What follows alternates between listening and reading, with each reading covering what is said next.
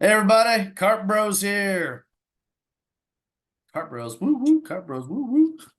We are officially launching the new channel. Oh, and it might change, but whatever. If that day comes, then that day comes. But it is live. So the channel is going. This is recording. Well, I guess I called the first one technically the pilot. So, whatever. Number two, number dos. Number So, two. what, Saturday here? It's been a long Saturday, man. Whew. We got NFL draft going on, and the couples event is what I call it down in New Orleans, the Zurich Classic with the two-man teams, the Whiff and Giggle Open, in my opinion, but whatever. And let's see, Live Adelaide on the last leg tonight, here in a few hours. So it's been a pretty fun weekend. The Chiefs did good. Go Chiefs. Chiefs are looking good. I like the first pick. I like all the picks so far, based upon what we Yep. need and shore up the offensive line and get some speed at receiver to go with Hollywood Brown and hopefully Rasheed Rice, depending on when he comes back. So should be fun. Funny, I saw that Yep. we traded up to get um, Xavier Wait, Worthy, yeah. right? Yep. And Yep. we Yep. traded with Buffalo. And the last time we traded with Buffalo, do you know what happened?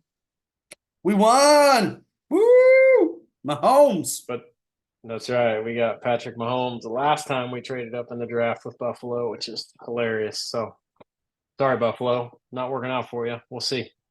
I don't have any pain for you in the least bit, Buffalo. I have no feelings other than just keep losing. Thank you. Um, that is, yeah, absolutely. And I'll tell you, they actually had a good draft. So it's not like they're not drafted well. We're just getting the better end of it every time somehow. I don't know how, but we just are. Yeah. So speaking of live in Adelaide, I got a text from a buddy in Australia and The he professional played this friend or whatever. morning. Yeah, I work with him Yeah. in a past company. He's a good friend of mine. He played golf with Alice Cooper this morning. Oh, not, I don't, he's over there. Well, I don't know if he's near or in Adelaide. Isn't Adelaide way on like the western coast of Um, Australia? I'll look it up. That's terrible. Sorry, oh, you know Australia. what? No offense. I may, well, then I don't Adelaide. know for sure. I had it placed in a different spot on the map. I thought I could be wrong though. I really Well, I'm don't. I'm probably wrong. Let me see here. But I thought Let's see. this was this Yeah, guy a golf professional of some type? no, he just plays a Oh lot. no. Okay, okay. Well then, yeah, I had that mixed up too. Adelaide is in South Australia, so it's definitely not out west. I was thinking of Perth, which is where my buddy's from, but Adelaide is in Well, South Australia. that's right. It's up where this like little not Gulf Coast, but it's kind of like their version of the Gulf Coast. Yeah, well, I don't know. The There's Gold like a Coast, I big think, is over on. no Gulf. Like there's a big area that kind Oh, of yes, yes, water yes. Right. cuts up Yep. into the country right there. Yeah, okay, that's right. Now I remember. Yep. So yeah, well, I mean, you have a party hole. It happens at the waste management also. I mean, some Oh drunk well. through something and it was bad timing. I mean, it sucks. It's gonna happen. Yep. It's yeah, they'll take flack for it and then everybody will forget and not give a crap in 5 weeks. So Yep. it happens. Yeah. So There so was anyways, we were somebody talking. there was somebody like Go 3 years ahead. ago at the WMPO that got hit by a beer can and it was full. So I mean, nobody even remembers. Like, yeah, it's yeah, it's look. All I know is this: like it, hate it, whatever, go for it. Do what you do. But from my side of the coin, when I want people coming to me involved and wanting to play the game better, whatever it takes, the crowd down there is insane this week, and it's a big party. It's people that golf have almost never been able to reach for any at all, and certainly Yeah. not in high doses, like just a few here and there. And I get it; the establishment don't want that, and that's fine. But if it's bringing people in, I honestly don't care because golf needs people, and it ain't looking pretty right now because there ain't gonna be no agreement between the PGA Tour and Live anytime soon, even though they keep trying to pretend like there is. First of all, Greg Norman pulling out of the OWGR, the request, and pretty much saying we're good, we're gonna do our thing. Like that was pretty much the signal all I needed to see. They're going their own direction and they don't have any interest in making no deals. So, anyways, When did he do that? yeah, yeah, and then, but yeah, they're. I told you a little while ago, they're drawing percentage of population viewing down there. Yesterday was the equivalent of an NFL game in the United States of America. So, When did Greg Norman withdraw that? well, it'd been sit on the table for basically right before the Masters because they hadn't decided on anything, and so they basically said no, more or less. And so he's like, "All right, fine, never mind. We don't want to be a part of your crap no more." So it's kind of his viewpoint. So whatever. Yeah, It's, there you go. yeah, it is what it is. It's gonna do its own thing. It's already set in motion. There's nothing nobody can do about it. And Rory's rejoining the board and all that stuff because he was rumored to be going for 800 million on Monday. And so I what? saw I mean, that. they might have even offered it. We don't know. I mean, the reality is nobody knows anything because unless it comes to an actual point of change, he might have been offered it, but as soon as he turned it down, everybody's gonna say, "No, we didn't offer him nothing. We didn't talk to no Rory. What are you talking about? Y'all crazy. You're making it up again." And then he's gonna go, "No, I had no intentions of that whatsoever." We don't Yeah. know. They could all sat in a meeting for 4 hours. We have no idea. They're not gonna tell us. So I look at it as whatever. Just go watch the golf you want to golf, play the golf you want to golf, and just have some damn fun for crying out loud. So why can't there be two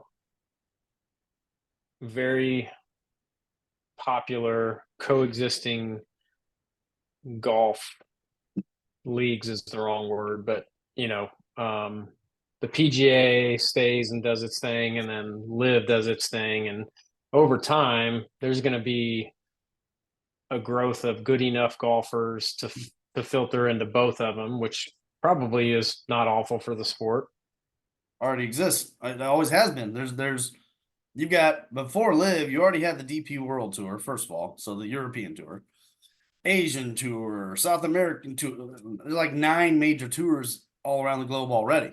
It's the problem is that all the rest of those good players and tours, if you want to call it, or leagues, whatever you want to call it, doesn't matter what you call it. The point is that because the U.S. was leading it way, way, way back. Because again, the European Tour existed before the damn PGA Tour ever existed. How were they able to all of a sudden rise above well, you name it, from money, wealth, corporates getting involved to everything. Well, as soon as the PGA Tour became the monster, it, all the other tours have been competing with them for decades, but they haven't been able to find the growth and entice enough good players to stick with them. Like the DP World Tour has done a good enough job because and again, this is where this is the foundation of the Live creation. A bunch of European players have basically behind closed door because they can't come out and say it. If they do, they can get in a lot of trouble. But they flat out said, I don't want to play golf in the effing United States of America. The European tours player said Yeah. that. Yeah. But the problem is that the money's here. And then when the OWGR got tweaked, it favored the US tour. So in order for them to make enough points to get into majors, get into that's how the reality is what is currently the PGA Tour playoff system. It was built to force players to be here and not playing in around the globe. So there's two big problems with that. There's a lot more people around the globe that want to watch the best players in the world play golf, first of all. And people here are trying to pretend like that's not true, and it is true. Adelaide's the best example. Second, a lot of these guys don't want to move their families from Spain, Germany, wherever, and have to live here their whole lives and compete only here. But the problem is they have to, which means now they have to do those things. And then it's like, well, but my grandparents and think about the amount of things. You spend 40 weeks in the USA. And then on your off time, you got to travel all the way across the water to get to your grandpa's 97th birthday party. And you're like, Yep. man, I'm tired already. I need some downtime. And so it can, um, for sure, it can. I mean, it does exist. Live is in action right now. And so, Yeah, no, that's my point.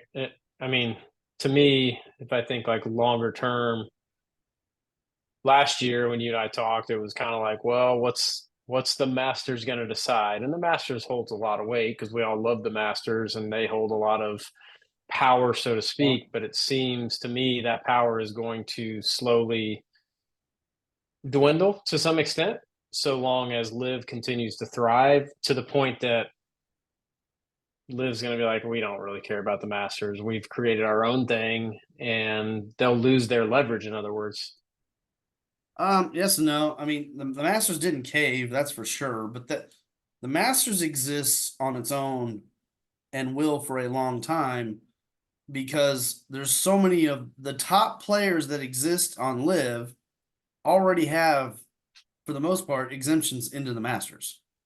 So they don't have to yeah, worry about that part of this battle. And yeah, their bread and butter for what makes them the best thing every year is they need the PGA Tour running and working efficiently because it is the best way to continue what they want done with their tournament. They need the PGA Tour existing. So they don't want to favor any other tour, that's for sure. But yeah, they also I mean they came outright and said we don't care, we're using the OWGR. Well, as soon as they said that, they pretty much said that they're definitely not opening the door to Live. Let's put it that way. They're not doing not yet, not it. yet. And that was a move, and they made it, and we'll see. I mean that they're putting their foot down, and there's a couple of players that don't have green jackets that they will lose their exemptions. But I mean, you look at this year's ratings too, and they were down, and part of it was Scotty, but part of it was not everybody's there, and some people just stopped watching golf altogether. And so, no matter what, if they continue to play this power game, the different parties that are involved with all of this, people are going to continue to just walk away, and they're going to go, you know what? I'm going to go fishing. I'm going to go watch NASCAR, whatever. They're going to find something else because if they don't all shut their mouths at some point, that's soon or than later. Like if they want to keep fighting behind closed doors, go right ahead, but get it the hell out of the media because it's just we are hemorrhaging people left and right. People are just done watching golf, just done with it. Period. So that part is what hurts, and that part's what sucks for everybody. But yes, two tours, the PGA Tour has done everything in its power for decades to make sure that, okay, fine, you guys can all exist, but you ain't never going to be as big as us. That can't happen. So they have owned a monopoly and they have maintained a monopoly, and they've got everything working in their favor, including the OWGR. If the OWGR would just switch, it would change everything. And that's why it didn't switch, because it's run by the PGA Tour, the USGA, the RNA, the PGA of America. Like all these people that have interest in the US for the most part are the ones running that show. So Yep. I don't know. Oh well. I'm indifferent to it because I understand both sides. It sucks losing tradition, yes. It sucks not. I mean, not where you live here. It sucks not having all the players here in the U.S. I understand why they don't want to be here, though. I understand why they want to go other places like where they're from too. Cam Yeah. Smith's down there. He's turning into I mean, just a god in Australia, and he may not even win. He might. I didn't even see him. He's not on the leaderboard. I can tell you that. But they're down there partying with him like he just saved the world, and he's loving it every Yeah. second of it because he should be. It's where he's from. And that's what he's talking about. He's like, I've been dreaming of having something like this in my home country for a long time. And so I don't blame him for that. That's not a bad thing. So, I don't know.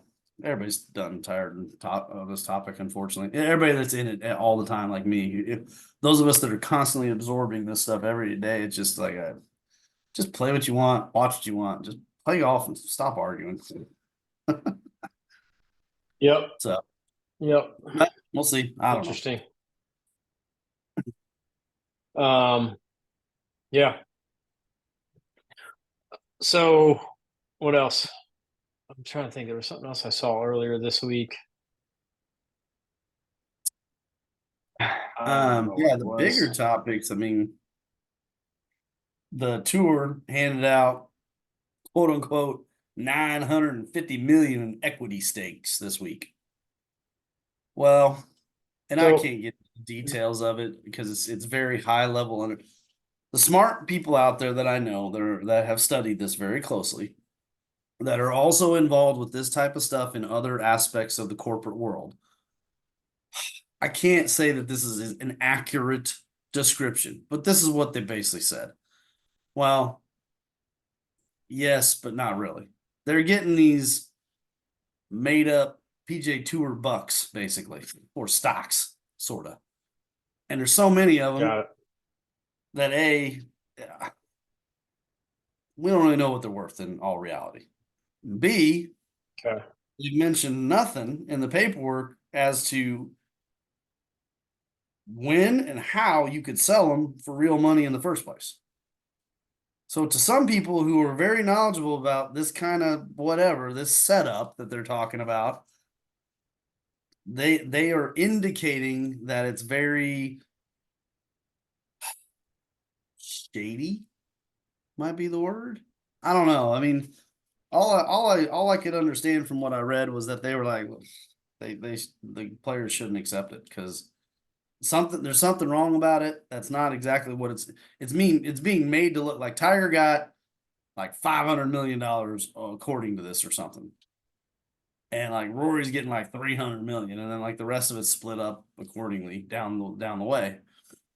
But everybody says, well, I mean, you can say that, but until something's sold, we don't know what it's actually worth. And according to the paperwork, Yeah. apparently they can't sell this stuff, or at least we don't know how they can sell it as of right now, if they can even sell it. So it's like, what are they really getting? Like just a piece of paper certificate that just claims they're worth something? To me, that sounds like Yeah. It monopoly. says, yeah, there were grants having to do with equity, which to your point, until something is actually valued on a public marketplace and there's real dollars backing it.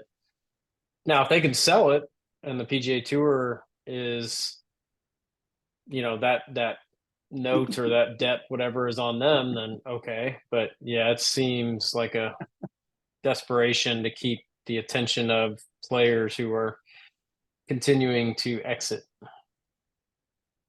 Like I said, Because it says here, it says group two consists of 75 million in aggregate equity, which was granted to 64 players based on last 3-year performance. And then the third group was 30 million to 57 players, and the fourth group was 75 million to 36 players who quote unquote were instrumental to building the modern PGA Tour based on career performance. So they're buying loyalty, is what that reads like to me.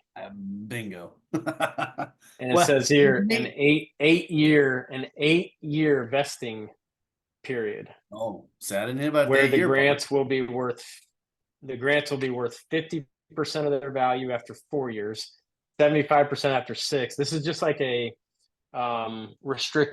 restricted stock unit program at a corporation where you get X number of dollars in company stock, and it's given to you, but it doesn't vest until 4 years. So that means, hey, this 100K in stock is yours as long as you're here for at least 4 years. Which, I mean, So and see, that's where it gets all confusing and whatnot. And you need these guys to do this stuff like that for a living, and that's exactly. I mean, yeah, basically that's what they said. It's almost like it's. I don't want to say the wrong words, but fake or like almost like not really. yeah, I mean, the well, reality is this: the SSG comes in, right? And because they don't want to lose the tour from the United States of hold on. America, What's the SSG? it's the big money group that came in to save the tour. So they brought Oh, in, got it. Okay. according to the reports, like they basically have technically brought in not all their money but their talents too. So the people that they know who can make this work. But $1.5 billion, I believe, to like save the tour. And I'm sitting there Yeah. and I'm like, no, wait a minute. You're telling me that this group who is absolutely wanting to make a profit someday off of all this, You're telling me they're bringing in 1.5 billion and you're just handing over like almost all of that to the tour pros just to save the tour? Like that's not, they're not going to be okay with that. That's not how this works. And but that's what they're basically Does making it sound like. does SSG effectively represent a private equity group? It is a private equity group. It's made up of Okay. the owner of like the Red Sox and there, I don't know, there's a handful of guys. It's 100% exactly what it is. It's just Okay. an investment group looking to make more money off of something else because the tour has effed up. Basically, that's what it comes down to. Yeah, it's a bunch of sports owners. It's Uh-huh. Mark Atanasio, Milwaukee Brewers, Arthur Blank, the Falcons, Stephen Cohen, New York Like, yep, Mets, Boston yep. Celtics. Interesting. So the He bigger basically bought the tour. sports, yeah, the bigger sports that make way more Yeah, money said, "Hey, this is a way to I diversify, mean, take ownership at a discount of something that's got value but is going to sink." I don't know. I'm putting my own spin on it, but oh, I forgot to upgrade. Dang it. We might have to do a second recording here. Um, okay. I mean, I can't prove it, but here's what I think happened.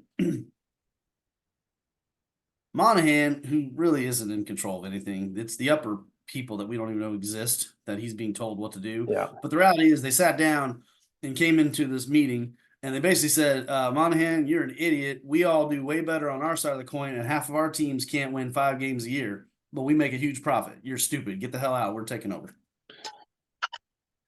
In my And opinion, they that's can basically what happened. subsidize it. Yeah, they can subsidize it with all the money they make as owners of those much larger, much more Yep. valuable sports franchises and organizations. So interesting. I know a lot of Red Sox fans. They hate the owner with a passion. And the owner don't care. You know why? Because MLB's letting him do whatever he wants and he's making a profit every year. Yep. Sorry, folks. Oh I mean, well, like, get mad all you want, but if he's making a profit and now he can go buy the tour, I mean, I'm sure he's having a pretty good day. So I'm going to make a prediction. SSG is already well on the way of discussing how they will totally change how the PGA Tour works once they fully take over, and it will resemble what you see with Live. maybe in some In other ways, yeah. words, they're going, oh yeah, we'll keep it the same.